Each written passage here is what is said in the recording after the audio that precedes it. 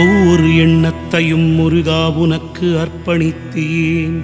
ஒவ்வொரு சொல்லையும் முருகா உன் சொல் என்பேன். ஒவ்வொரு செயலும் முருகா உன் செயலப்பா. அப்பப்பா முருகனின் அருளே ஆதாரமப்பா.